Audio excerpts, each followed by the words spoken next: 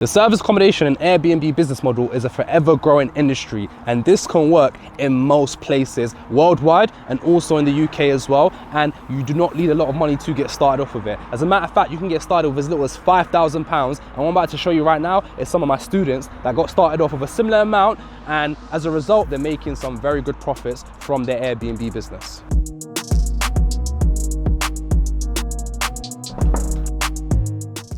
Right now we're at the living room and the kitchen. You know, we have it both together right now.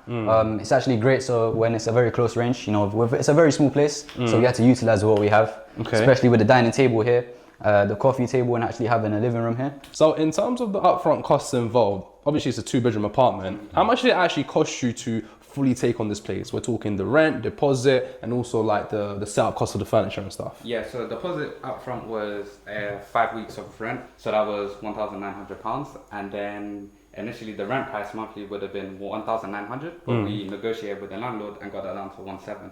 Nice. So after that we basically got the keys, started redecorating, which that cost. Original, well, in general about 6,000. Okay. So we were actually over budget a bit. We were supposed to spend about 4,000, 5,000. But you know, there were certain things, just like the dining table here, that we didn't actually expect to get, which we needed something, you know, necessities that's needed in here so we can get bookings. Okay, I see. And in terms of profit, on average, how much would you say this property is generating you per month? On average, it goes from anywhere from £1,000 to 1,500. Okay, so that's not bad. So if you invested £6,000, you're making anywhere between £1,000 to £1,500 per month.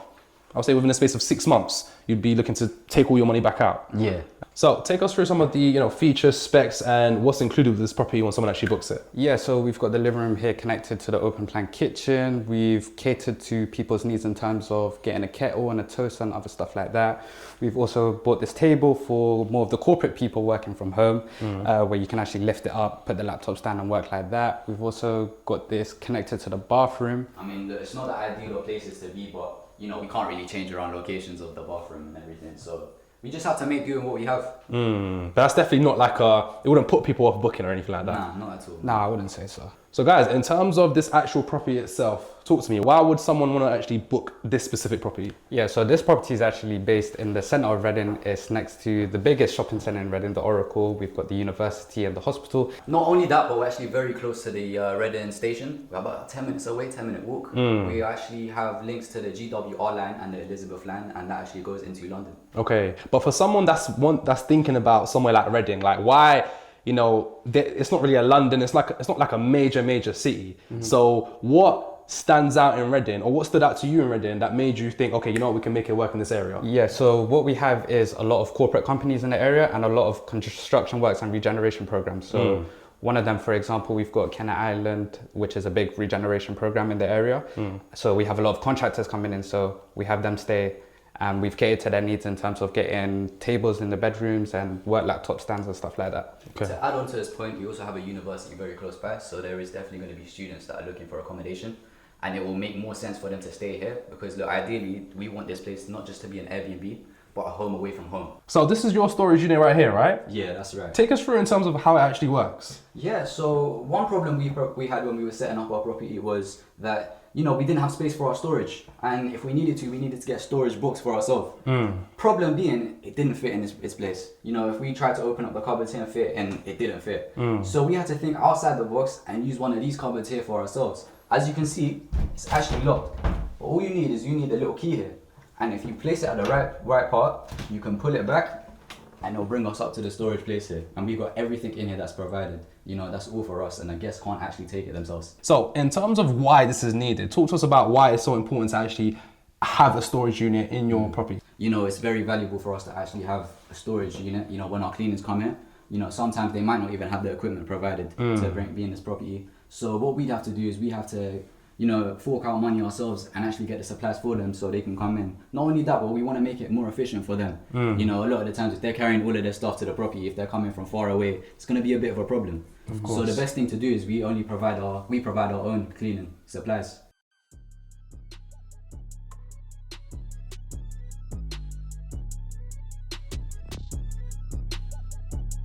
So with you guys, how old are you guys?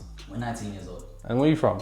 Northwest London. Okay, I mean, usually with people your age, they're not really thinking about getting started off with this sort of thing, or just business in general? They're living their best life, they're linking girls, you know what I'm saying? They're doing the most. So what made you guys actually want to really kickstart this business off at such a young age? So we actually have our own struggles and our own experiences. Me personally, I actually dropped out of sixth form about just under a year in. I actually had no qualifications and no job lined up. I actually got fired from an apprenticeship that I was doing. During that time, I was really wondering, like, what am I gonna do in my life? I'm a bum. I thought I was just looking at myself like, I'm a bum. I don't have qualifications. So that's when I stumbled upon you and your videos. And during that time, it was just in my head. It wasn't something that I wanted. That I was really looking to do straight away. And for me, I basically dropped out of sixth form because the education thing wasn't really working for me. I was passing, but I wasn't really happy with the way everything was going. So I dropped out and started an apprenticeship in property management because obviously when you think property, that's where the money is at. So I just basically took my skills and expanded it there.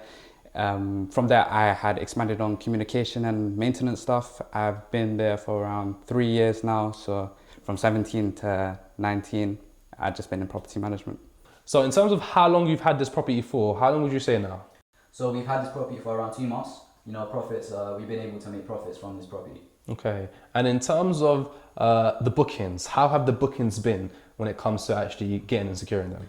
When starting out on this, you know, for the first week, we didn't actually get bookings. You know, we didn't actually tell you yet, but we were sorting it out ourselves, seeing what went wrong. When we decided to tell you, you know, we weren't getting bookings, you know, you came to the help and you said, look, let's sit down and have a talk. You and Andrew actually said, let's sit down and have a talk and see what's going on. After that talk, the same day we had it, we got bookings straight away. You know, and it was the best feeling in the world. You know, the first booking that we get, the adrenaline's pumping. You know, we get the call from Airbnb, and we just see the numbers. Of course. And since then, how has it been in terms of like the bookings you've been receiving? Yeah, from then it's been constant. There's been a lot of bookings coming through. You know, we got a booking today actually as we speak. You know, a 3-night booking. It's a good amount of money. So guys, as we just saw, my students at just 19 years old secured their first rent-to-rent service accommodation property that will be generating them anywhere between £1,000 to £1,500 per month in profit. They're making that happen at such a young age, and they've got massive plans ahead for them later on. So look, if you are looking to learn more about this, I've actually got some more property tours coming up of my other students. So make sure you hit that like button, make sure you hit subscribe, make sure you're staying tuned,